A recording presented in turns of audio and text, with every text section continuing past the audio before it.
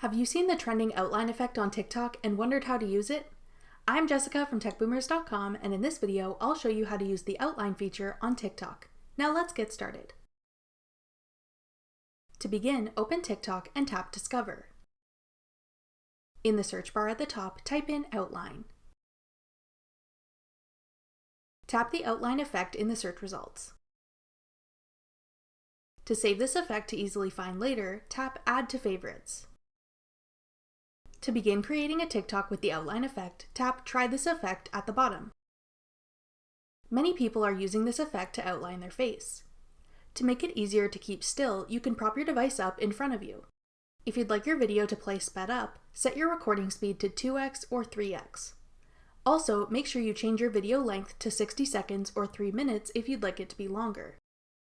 When you're ready, tap the shutter button to begin recording. Simply drag your finger on the screen to start drawing.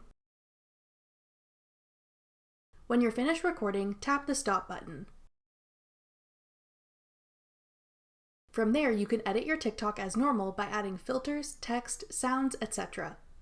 Then go ahead and post it to your feed. That's all it takes to use the outline effect on TikTok. Thanks for watching.